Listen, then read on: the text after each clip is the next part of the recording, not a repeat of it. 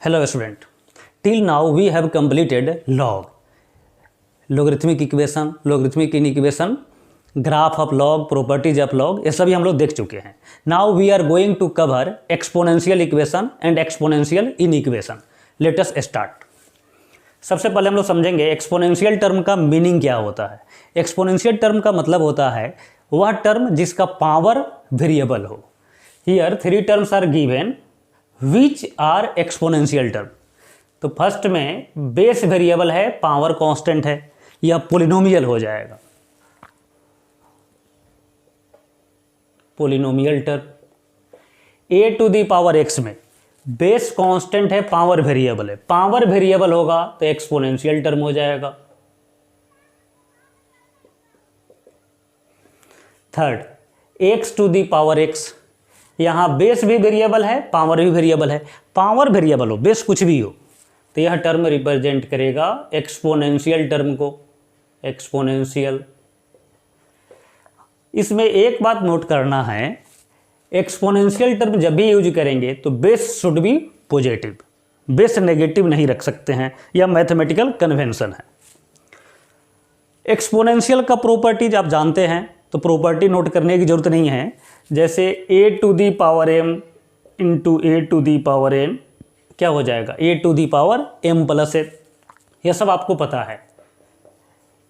A to the power 0 रखेंगे तो value 1 हो जाएगा. डिवीजन करेंगे तो m माइनस एन हो जाएगा.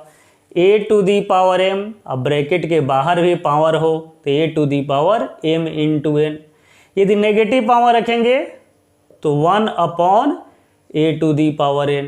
यदि फ्रैक्शन में पावर रहेगा m बाई एन तो nth root a to the power m. तो यह सब प्रॉपर्टी आप 9th 10th में पढ़े हैं और यह सब आसान होता है, आपको यह सब याद होगा. तो यह सब नोट करने की ज़रूरत नहीं है. एक्सपोनेंशियल टर्म का मीनिंग और बेस का कंडीशन, दो बातों को ध्यान रखना है. एक्सपोनेंशियल टर्म का मतलब होता है जिसका पावर वेरिएबल हो, और एक्सपोनेंशियल टर्म में बेस ऑलवेज पॉजिटिव होना चाहिए.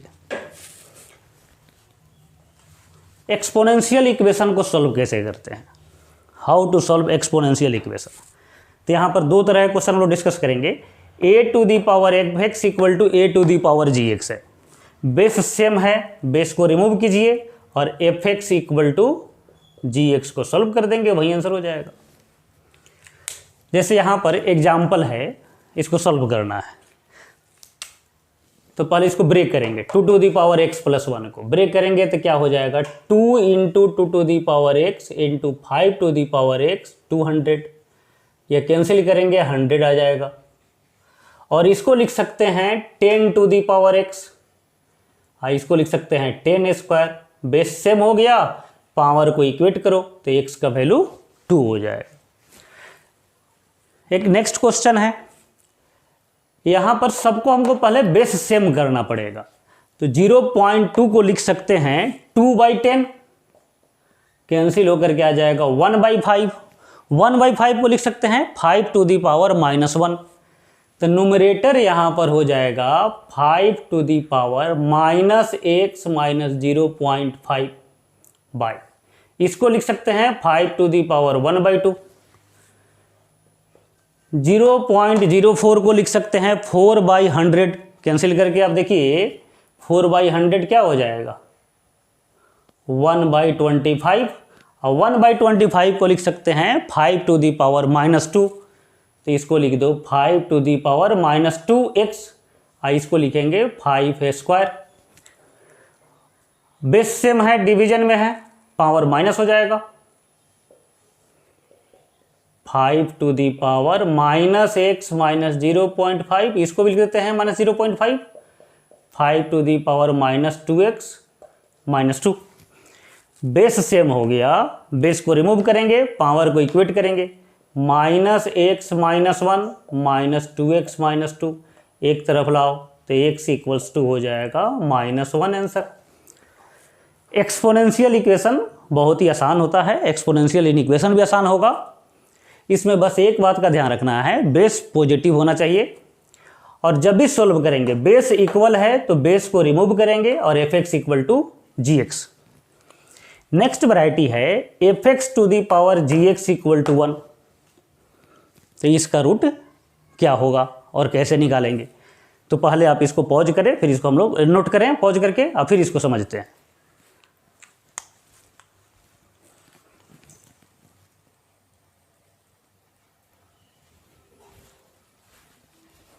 अब बी पॉइंट को समझते हैं, f x to the power g x equal to 1 को सॉल्व कैसे करें। तो इसको सॉल्व करने के लिए हमको दो केस एज्यूम करना पड़ेगा, टू पार्ट्स में सॉल्व करेंगे। जी एक्स का वैल्यू 0 के बराबर करके सॉल्व कर दीजिए, वही आंसर हो जाएगा। जी एक्स इक्वल टू जब 0 सॉल्व करेंगे तो यहां पर चेक करना पड़ेगा। क्या चेक करेंगे? कि f x should B positive, क्योंकि बेस हमेशा पॉजिटिव होता है एक्सपोनेंशियल टर्म में।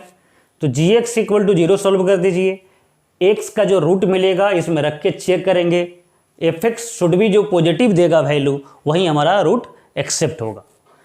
सेकेंड केस होगा एफ एक्स का वैल्यू 1 हो जाए, एफ एक्स इक्वल टू 1।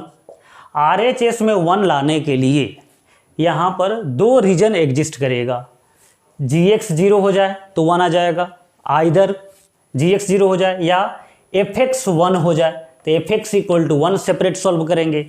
और एफ एक्स जब 1 सॉल्व करेंगे तो यहाँ पर भी चेक करेंगे कि जी एक्स शुड बी डिफाइंड। यहाँ पर चेक करना होगा जी एक्स इज डिफाइंड।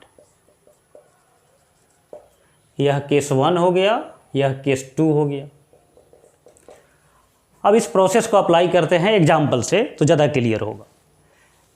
बेस है, पावर है, आई इक्वल टू 1 है, हमको सॉल्व करना है।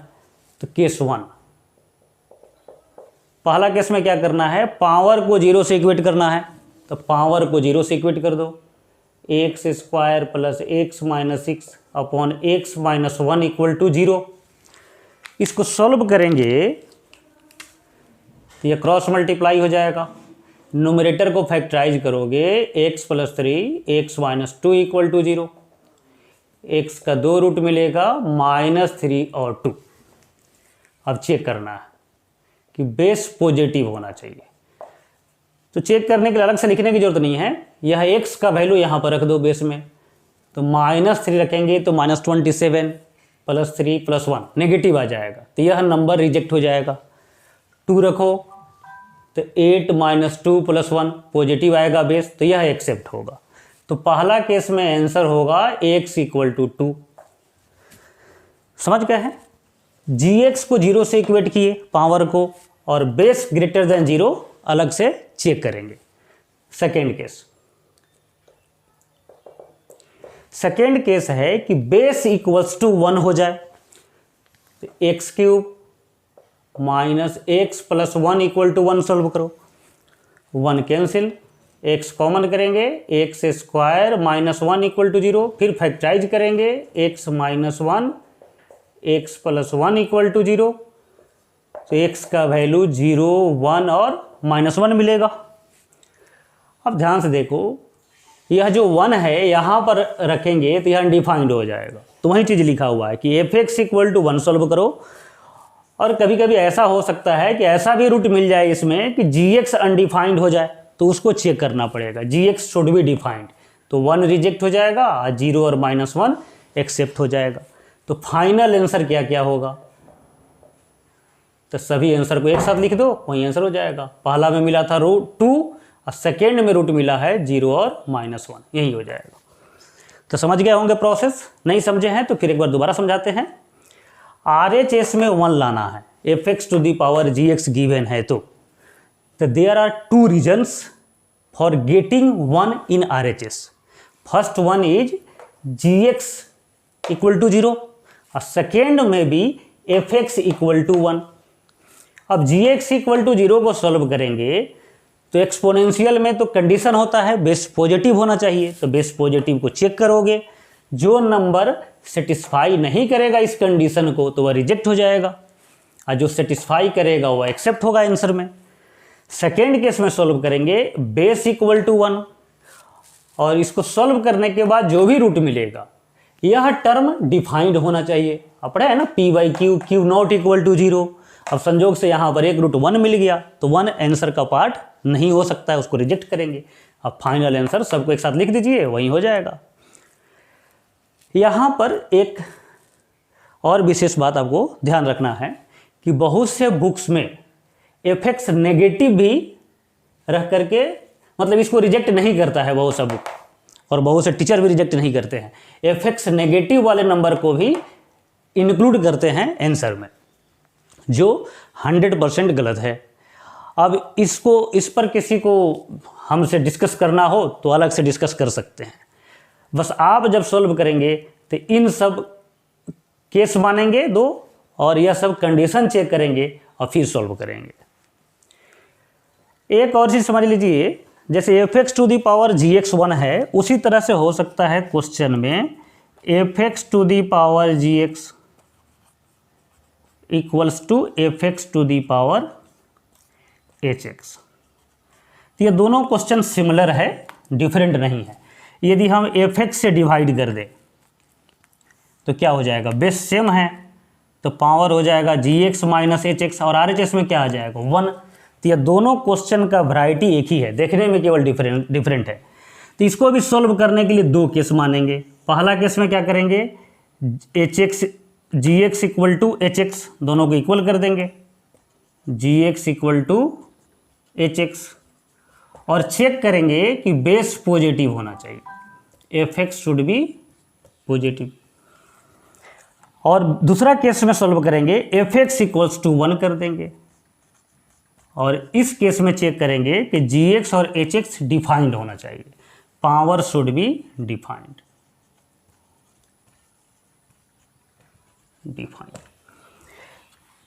तो इसको अलग से लिखने की जरूरत नहीं था, ये दोनों सेम ही हैं। अब इसको ऐसे भी समझो ना, fx टू दी पावर, इसको 0 लिख दे, fx टू दी पावर 0, तो देखो दोनों एक ही वैरायटी दिखेगा ना। पहला केस में क्या किए, पावर को इक्वेट कर दिए, दूसरा केस में क्या किए, बेस इक्वल टू 1 कर दिए। तो ऐसा कभी लिखा रहे fx to the power gx equal to 1 या fx to the power gx, fx to the power hx, base same है, तो यह दोनों सेम वैरायटी का क्वेश्चन है, सेम प्रोसेस सॉल्व होगा। तो इन सभी को नोट कीजिए, फिर हम लोग आगे जो है एक दो वैरायटी और चेक देखेंगे।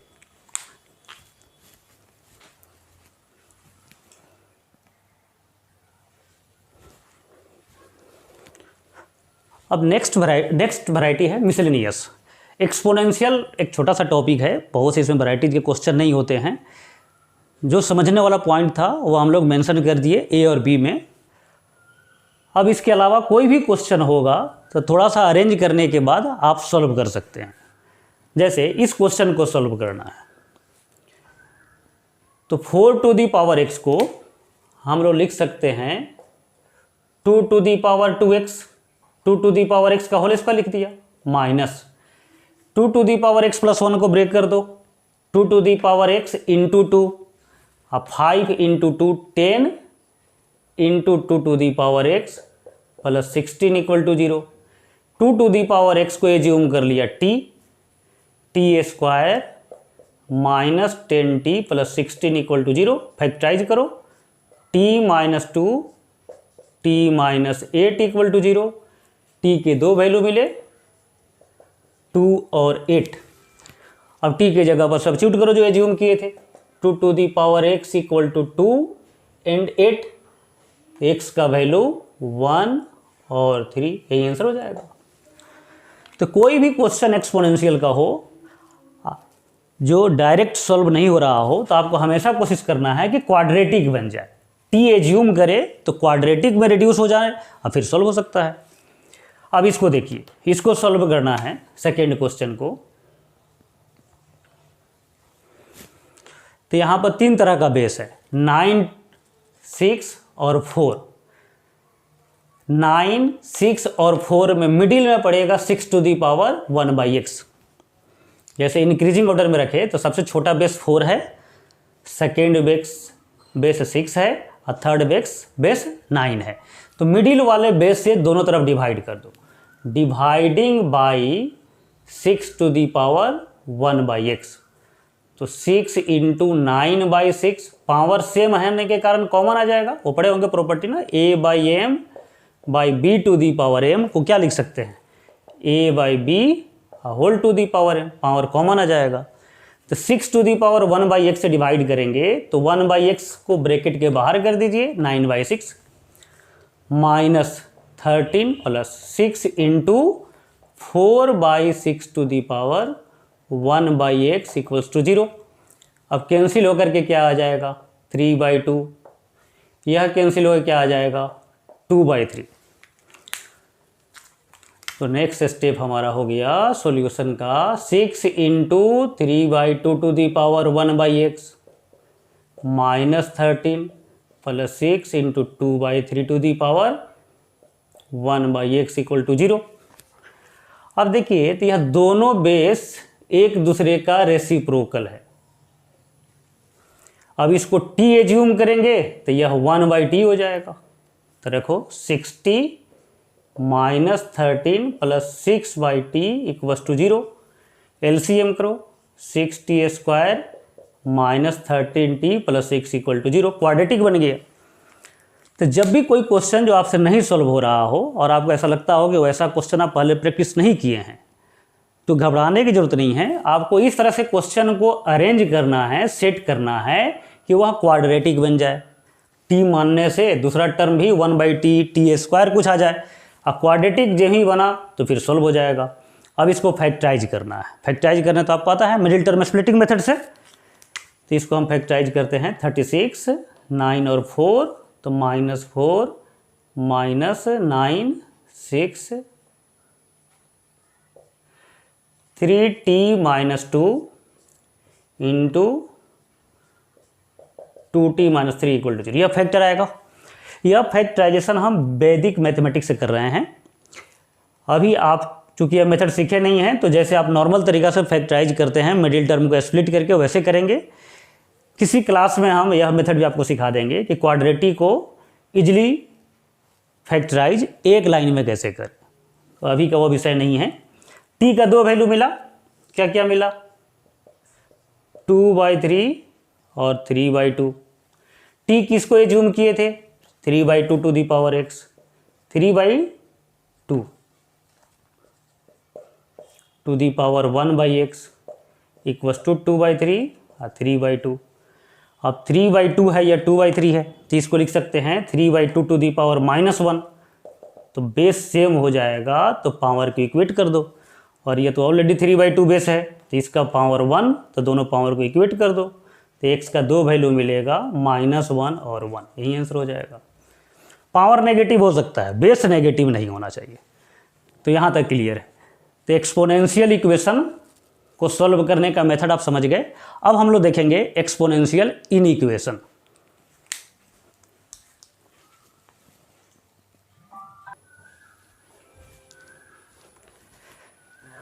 एक्सपोनेंशियल इनइक्वेशन देखिए, जब भी इनइक्वलिटीज का क्वेश्चन सॉल्व करेंगे तो एक रूल आपको जानना पड़ेगा कि साइन कब सेम रखते हैं, कब चेंज करते हैं।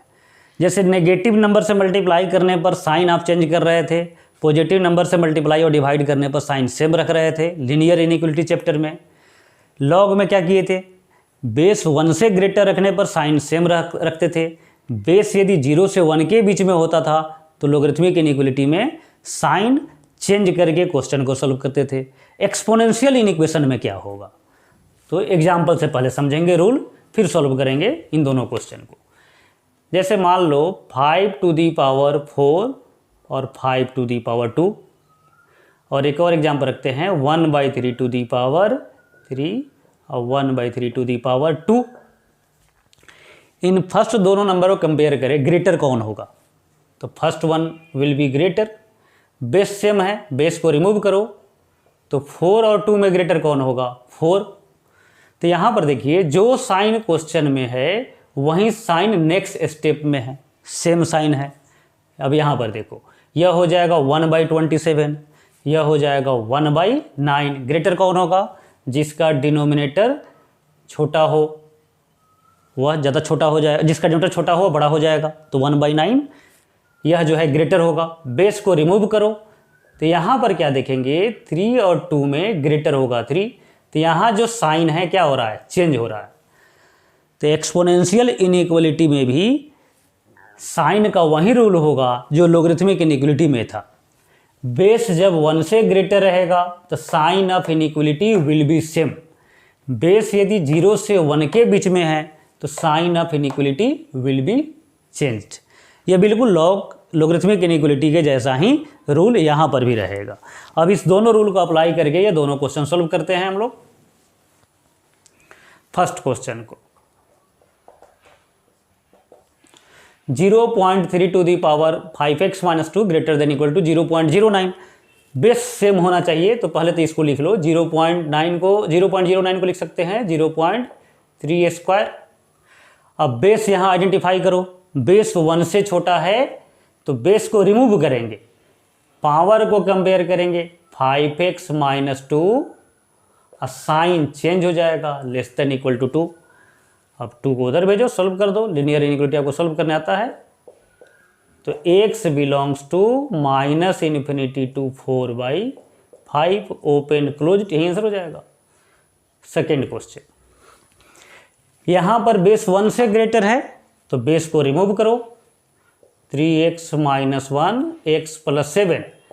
जो साइन क्वेश्चन में है वही साइन इस स्टेप में रखेंगे, फिर इधर टर्म को ट्रांसपोज करो, 2x greater than 8 implies x greater than 4, hence x belongs to 4 to infinity interval open, यही आंसर हो जाएगा। तो जिस तरह से एक्सपोनेंशियल इक्वेशन इजी था उसी तरह से एक्सपोनेंशियल इन इक्वेशन भी बहुत ही इजी होता है। बस 2 पॉइंट आपके माइंड में सेट हो जाना चाहिए कि इनइक्वलिटी का रूल वैसा ही रहेगा जैसा लोगरिथमिक इनइक्वलिटी का रूल था। बेस 1 से ग्रेटर होने पर साइन सेम रखना है, बेस यदि 0 से 1 के बीच में है तो साइन को चेंज करेंगे। तो लोगरिथमिक एक्सपोनेंशियल इक्वेशन इनइक्वलिटीज हम लोग कवर किए। अब देखेंगे कि एक्सपोनेंशियल फंक्शन का ग्राफ कैसे ड्रॉ करते हैं।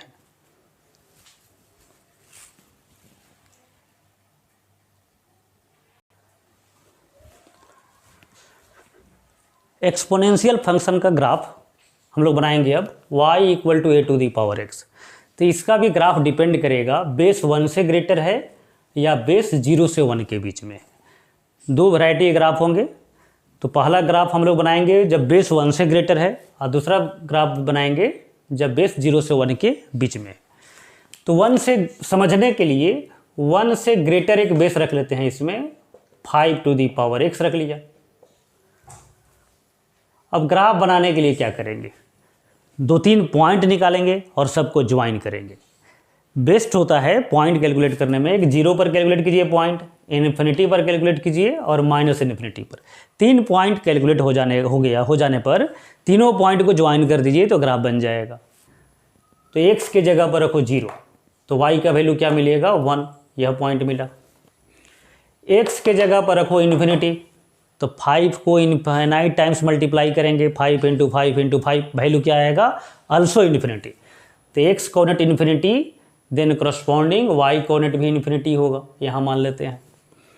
x के जगह पर रखो minus infinity, 5 to the power minus infinity जब रखेंगे तो वैल्यू क्या हो जाएगा, नेगेटिव पावर होने पर 1/a जाता है और इसका वैल्यू इन्फिनिटी, तो 1/∞ 0, तो माइनस इन्फिनिटी पर वैल्यू 0 हो गया। इसको याद करने की जरूरत नहीं है, जब जरूरत पड़ेगा कैलकुलेट कर लीजिए। 0 पर 1, इन्फिनिटी पर इन्फिनिटी और माइनस इन्फिनिटी पर 0, तीनों पॉइंट को ज्वाइन कर दो तो पहला ग्राफ कंप्लीट हो गया। यही एक्सपोनेंशियल फंक्शन का ग्राफ हो गया जब बेस 1 से ग्रेटर है। अब सेकेंड सिचुएशन देखते हैं जब बेस 1 से छोटा है। तो यहाँ पर भी एक एग्जांपल रख लेते हैं, y equals to 1/2 to the power x। हाँ, वहीं 3 पॉइंट कैलकुलेट करना है। x के जगह पर रखो 0 तो कोई फर्क नहीं पड़ेगा, 1 आ जाएगा, बेस कुछ भी हो। x के जगह पर रखेंगे इन्फिनिटी, तो 1/2 का पावर इन्फिनिटी क्या हो जाएगा, 1 का पावर इन्फिनिटी लिख दो /2 टू दी पावर इन्फिनिटी। 1 का पावर एनी नंबर 1 ही होगा और 2 to the power infinity infinity हो जाएगा, 1/∞ 0 हो जाएगा। तो इन्फिनिटी पर वैल्यू y का 0 होगा, 0 यहाँ मान लिया। माइनस इन्फिनिटी जब देंगे तो क्या होगा value 1/2 to the power minus infinity, इसको लिख लो 2 टू दी पावर -1 लिख सकते हैं। अब माइनस इन्फिनिटी दोनों मिलकर क्या हो जाएगा 2 टू दी पावर इन्फिनिटी, तो वैल्यू हो जाएगा इन्फिनिटी। माइनस इन्फिनिटी पर वैल्यू आ गया इन्फिनिटी, 0 पर वैल्यू है 1 और इन्फिनिटी पर वैल्यू है 0। अब तीनों पॉइंट को ज्वाइन कर दो तो सेकेंड ग्राफ बन जाएगा। यह ग्राफ, यह एक्सपोनेंशियल फंक्शन का ग्राफ है जब बेस 1 से छोटा है। क्लियर है। अब आपको पहचानना है कि दोनों ग्राफ में इंक्रीजिंग कौन है डिक्रीजिंग कौन है। तो फर्स्ट वन इज इंक्रीजिंग, यह इंक्रीजिंग फंक्शन है या इंक्रीजिंग ग्राफ है, इंक्रीजिंग। और सेकेंड को बोलेंगे डिक्रीजिंग। कैसे इंक्रीजिंग डिक्रीजिंग है समझाने की जरूरत नहीं है, आप समझ रहे होंगे। जैसे x की तरफ आगे बढ़िए तो y कोऑर्डिनेट इंक्रीज हो रहा है, तो यह इंक्रीजिंग फंक्शन हो गया। यहाँ x की तरफ आगे बढ़िए तो y का वैल्यू क्या हो रहा है डिक्रीज हो रहा है, हाइट घट रहा है, तो यह हो जाएगा डिक्रीजिंग फंक्शन। बेस जब 1 से ग्रेटर हो तो एक्सपोनेंशियल इंक्रीजिंग होता है, बेस यदि 1 से छोटा है तो एक्सपोनेंशियल डिक्रीजिंग होता है। अब डोमेन और रेंज क्या होगा इस फंक्शन का। डोमेन का मतलब समझा चुके हैं आपको पिछले क्लास में, मॉड में लॉग में बहुत 2-3 जगह समझ चुके हैं। तो डोमेन का मतलब क्या होता है set of values of x coordinate का जो वैल्यू कहाँ से कहाँ तक है वह लिखेंगे तो डोमेन, और वाई कोऑर्डिनेट कहाँ से कहाँ तक है वह हो जाएगा रेंज।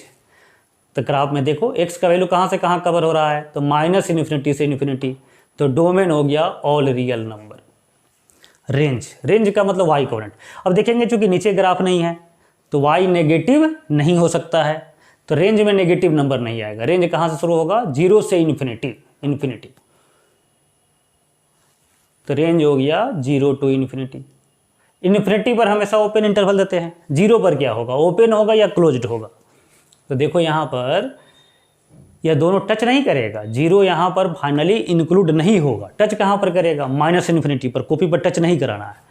इसके बीच का डिस्टेंस धीरे धीरे कम होते जाएगा और ये 0 डिस्टेंस कब बन जाएगा माइनस इन्फिनिटी पर।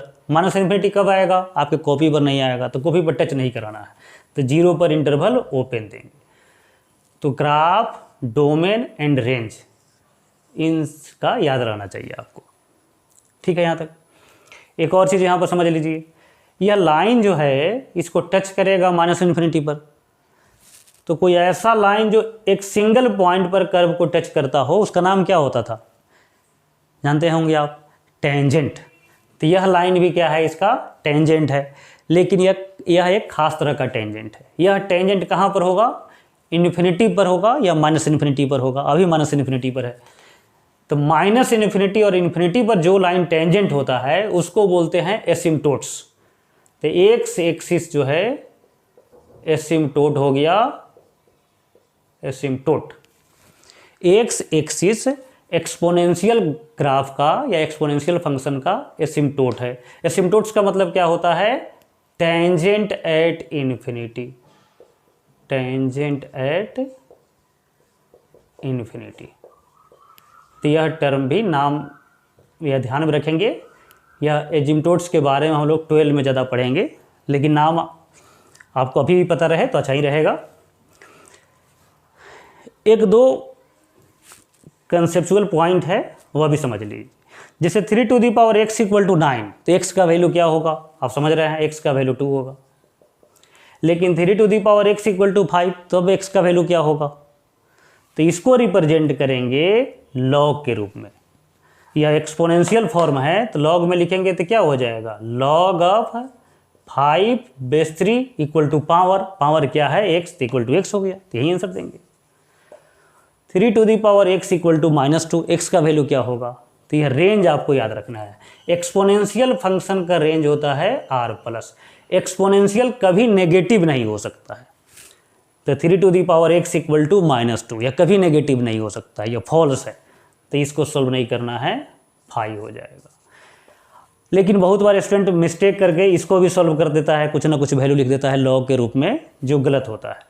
तो इसको समझिए, एक स्टोरी के थ्रू समझेंगे कि आपको याद हो जाए। जैसे एक्सपोनेंशियल में बेस पॉजिटिव रखते हैं हमेशा, बेस पॉजिटिव। जैसे मान लो 5 टू दी पावर x, अब x का वैल्यू रखो 2, x का वैल्यू रखो 0, x का वैल्यू रखो -2, 5 टू दी पावर 2 का वैल्यू 25, 5 टू दी पावर 0 का वैल्यू 1, 5 टू दी पावर -2 का वैल्यू क्या हो जाएगा 1/25। यह RHS में जो वैल्यू मिल रहा है कभी नेगेटिव नहीं मिल रहा है। अब आप कोशिश कीजिए कि 5 का पावर क्या रखे कि यह वैल्यू नेगेटिव आ जाए, पॉजिटिव आ जाए तो कुछ भी रखो पॉजिटिव आ जाएगा, 2 रखो, 5 रखो, 7 रखो, 0 रखेंगे तो 1 आएगा, नेगेटिव रखेंगे तो 1 आएगा। अब ऐसा कौन ऐसा नंबर है कि 5 टू दी पावर रेज किया जाए तो नेगेटिव वैल्यू देगा? तो कोई ऐसा नंबर नहीं है, तो कभी नहीं आ सकता है, ये 0 भी नहीं आ सकता है। इनफैक्ट बेस यदि आपने पॉजिटिव रखा है तो उसका आउटपुट कभी नेगेटिव और 0 नहीं हो सकता है। उसी तरह से यदि आपका थिंकिंग पॉजिटिव है, जैसे बेस पॉजिटिव तो वैल्यू नेगेटिव कभी नहीं हो सकता है, तो यदि थिंकिंग आपका पॉजिटिव है तो भले कोई छोटा मोटा एग्जाम में आपको असफलता मिल जाए, आपका जो रिजल्टेंट है वह कभी नेगेटिव नहीं हो सकता है, इनफैक्ट 0 भी नहीं हो सकता है। लेकिन स्टूडेंट क्या होता है, एग्जाम में थोड़ा मार्क्स कम आ गया या अनफॉर्चुनेटली कभी फेल कर जाता है तो देखते हैं कि डिप्रेशन में चला गया, सुसाइड अटेम्प्ट करते हैं स्टूडेंट। लेकिन उनको याद रखना चाहिए कि बेस यदि पॉजिटिव है तो आउटपुट कभी नेगेटिव नहीं हो सकता है। कोई एक एग्ज़ाम में फेल कर जाना का मतलब लाइफ में फेल्योर होना नहीं है। बहुत से लोग हैं जो एग्ज़ाम में फेल्योर रहे हैं लेकिन लाइफ में बहुत सक्सेसफुल रहे हैं। जैसे कि एग्जाम्पल समझाते हैं आपको, ए और बी दो दोस्त थे।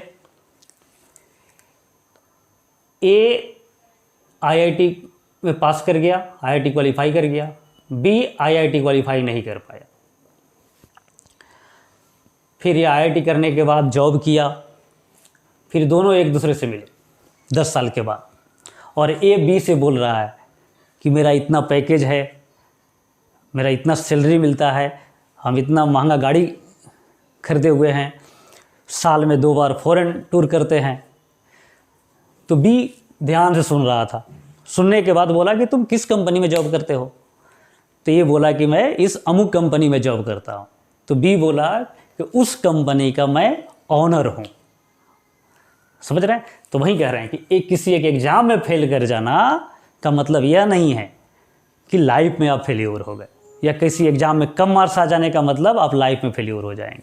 और यही मैसेज एक्सपोनेंशियल फंक्शन देता है कि बेस यदि पॉजिटिव है, यहाँ पर मैथ में बेस बोल रहे हैं, लाइफ में उसको थिंकिंग बोलेंगे। थिंकिंग यदि पॉजिटिव है तो आपका रिजल्ट कभी भी नेगेटिव नहीं हो सकता है। कुछ भी पावर दो, कभी नेगेटिव आएगा ही नहीं, इनफैक्ट 0 भी नहीं आएगा। तो एक्सपोनेंशियल का रेंज हमेशा याद रखेंगे क्या होगा, R+ होगा। एक्सपोनेंशियल कभी भी नेगेटिव वैल्यू नहीं दे सकता है। तो 3 टू दी पावर x = -2। अब मिस्टेक नहीं होना चाहिए, बेस पॉजिटिव है तो रिजल्ट कभी नेगेटिव नहीं होगा। तो ये फॉल्स हो गया तो फाई आंसर देंगे। क्लियर है बच्चे? अब ऐसा नहीं सोचना है कि आईआईटी में फेल करेंगे तो कंपनी का ओनर बनेंगे और आईआईटी में फेल करेंगे तो जॉब सीकर बनेंगे, ऐसा नहीं। आईआईटी टारगेट रखना है, ठीक है। आईआईटी में जाओ चाहे नहीं जाओ, ज्ञान होना चाहिए। अब ऐसा नहीं कि बी अनफॉर्चुनेटली क्वालिफाई नहीं कर पाया लेकिन उसके पास ज्ञान की कमी और उत्साह की कमी नहीं रहा होगा, तो वह नहीं होना चाहिए। और अभी आप स्टूडेंट है तो आपका तो पहला टारगेट आईआईटी होना ही चाहिए। एक पॉइंट और समझेंगे, जैसे लॉग में आप देखे थे, लॉग का डोमेन था R+, रेंज था R।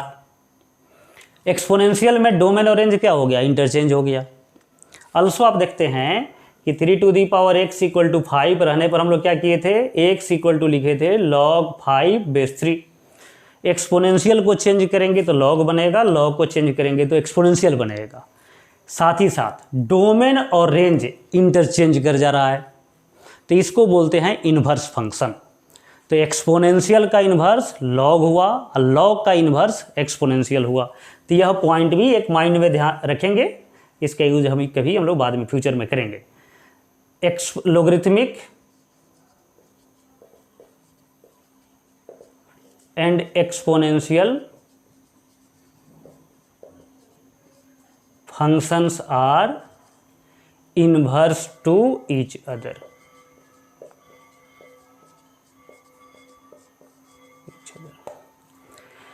तो यही था एक्सपोनेंशियल का पूरा थ्योरी एंड प्रैक्टिस। बहुत ही आसान है एक्सपोनेंशियल।